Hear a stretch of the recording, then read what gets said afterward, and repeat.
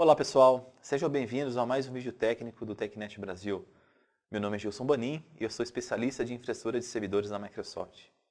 Bom, nesse vídeo eu vou mostrar como o boot a partir de um VHD pode simplificar e acelerar a distribuição do Windows 7 e do Windows Server 2008 R2.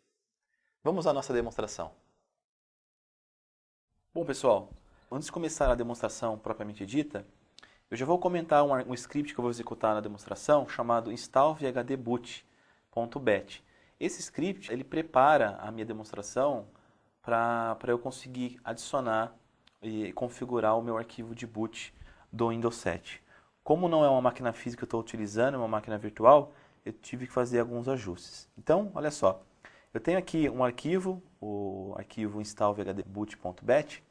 O que esse comando faz? Primeiro, eu vou executá-lo no modo elevado, em seguida eu vou mostrar para vocês, eu vou abrir o prompt de comando na VM, como administrador, e vou executar esse script. O que ele vai fazer? Ele vai substituir, ele vai copiar. Tem um arquivo local na máquina chamado bootmgr, e também tem um arquivo aqui chamado bcdit, dentro da pasta system32. O que esse script vai fazer? Ele vai substituí-lo. Ele vai pegar os arquivos que eu tenho nessa pasta, chamada R2DemoKit, e vai substituir o meu arquivo original. Numa segunda etapa, o que ele vai fazer aqui? Ele vai adicionar, ele vai criar duas entradas novas no arquivo de boot. Uma para o Windows 7 Ultimate e uma para o Windows Server 2008. Está vendo aqui? Então, olha só. Primeiro ele faz um backup, ele verifica se existe, faz um backup, na verdade é um xcopy que ele vai fazer aqui a cópia do meu arquivo. Ele vai verificar, vai vincular o meu arquivo VHD, né? Se necessário, ele vai extrair o arquivo executável para o disco. Num ambiente real, você não precisa extrair. Aqui eu tive que fazer isso por causa que é uma demonstração. Mas basta você copiar o arquivo VHD direto para o disco. Aqui no final, ele cria as entradas. Então, olha só. Eu tenho aqui um start/w/c boot. E aqui eu aponto para o arquivo VHD. Tá vendo? Ó? Eu tenho aqui o disco C, R2, DemoKit, Windows 7 Ultimate 32 Beta.vhd, e aqui é o nome amigável. Esse nome é o nome que vai aparecer no boot, ou seja, quando eu bootar a máquina vai aparecer o nome amigável para eu selecionar. E embaixo é a mesma coisa, só que para o Windows Server 2008 R2. Ok? Tá vendo que aqui ele faz um backup dos arquivos originais, sei lá, ele faz um xcopy do arquivo bootini para dentro da minha pasta, e também faz o xcopy do bcedit. E em seguida eu faço o contrário, né? Eu copio o arquivo boot cfg e o exe e substituo, né, o parâmetro /yes aqui /r, permite eu substituir um arquivo que já existe lá na pasta. Esse caso aqui não é necessário no ambiente real. Eu tive que fazer essa adaptação porque eu não estou utilizando uma máquina física e anexando o VHD na máquina física. Eu estou adicionando o VHD numa outra máquina que também é uma máquina virtual. Ok? Bom, esse aqui é o arquivo install-vhdboot.bat. E em seguida eu vou invocá-lo e vou mostrar os ajustes que eu tenho que fazer no bcedit.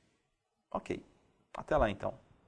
Bom pessoal, vamos começar então aqui a nossa demonstração. A permissão agora é de adicionar arquivos virtuais, que são os VHDs, como boot, como arquivo de boot. Eu preparei a seguinte demonstração. Eu tenho uma máquina aqui, cliente, que é uma máquina DEN CLI-01, é uma máquina com Windows 7 Ultimate Beta. Eu tenho alguns scripts de preparação. Qual que, na verdade, é o objetivo dessa demonstração? Mostrar que agora você não precisa ter uma partição física no disco para você criar várias entradas no arquivo bootini ou no arquivo bcdit, que agora é o novo gerenciador do Windows Server e também do Windows Server 2008.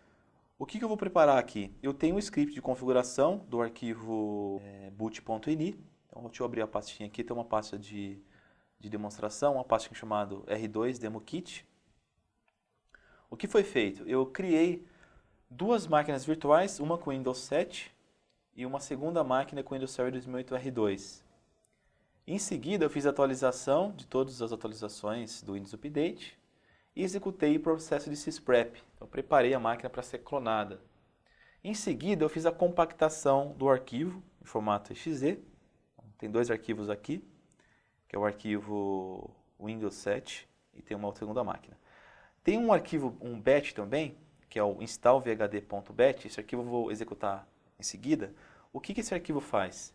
Ele adiciona uma entrada no novo gerenciador de boot do Windows 7, que é o bootmgr, vinculando dois arquivos VHDs que vocês estão vendo aí, que é o arquivo Win7 Ultimate 32 Beta, VHD, e o segundo arquivo, que é o VHD bootready do Windows Server 2008 R2. Então o que eu vou fazer? Inicialmente eu vou abrir a configuração do gerenciador de boot, vou listar quais são as partições ativas de boot, e em seguida eu vou instalar, ou melhor, vou vincular esses dois VHDs como opção para eu selecionar no processo de boot.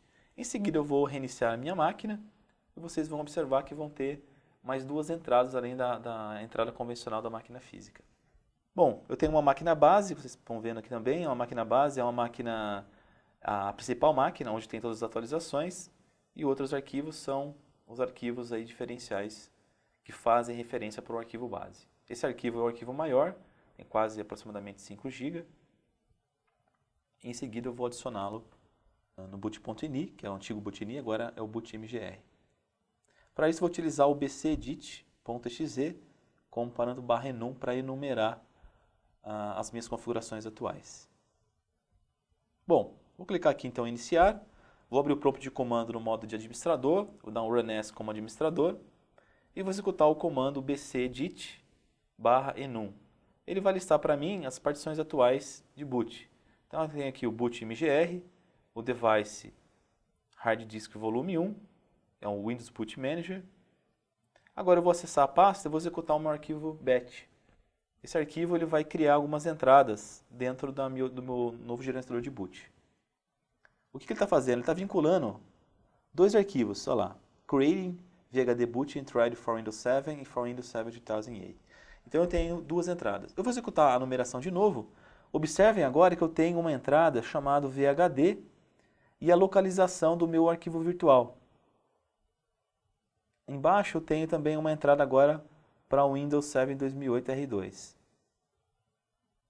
Então, além das duas entradas que eu tinha anteriormente, eu tenho mais duas agora. Eu vou executar o processo shutdown e vocês vão observar que agora eu tenho mais duas entradas para eu selecionar no momento do boot.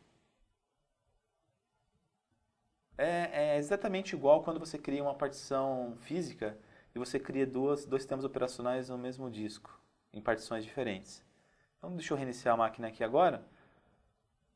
Aparecerá duas entradas. Olha lá, eu tenho uma máquina com Windows 7, uma com Windows 7 Ultimate Beta e uma com Windows Server 2008 R2 Beta. A primeira partição é a partição ativa física da máquina e agora essas duas entradas são dois VHDs, ou seja, não foi instalado no disco físico ou numa partição separada. Eu tenho a opção de selecionar e o processo de boot vai entrar no processo de boot convencional como se fosse uma partição ativa física. Mas na verdade nada mais é do arquivo VHD convencional que você pode criá-lo através do Virtual PC ou através do Hyper-V. Bom, deixa eu selecionar uma opção aqui, eu posso selecionar o Windows Server 2008 ou selecionar um VHD com a versão beta do Windows 7 Ultimate. Bom, o processo de boot é convencional, é como se fosse um boot de uma partição física comum. O sistema operacional vai iniciar e eu vou ter a opção de fazer o logon na máquina, adicionar a máquina ao domínio, como qualquer procedimento, como o procedimento convencional de reiniciar uma máquina física. Ok? Bom, com isso terminamos mais uma demo.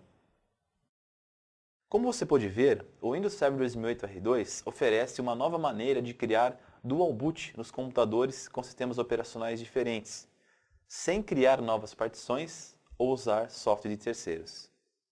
Espero que esse vídeo seja muito útil nas operações diárias do seu data center. Muito obrigado pela audiência e até a próxima!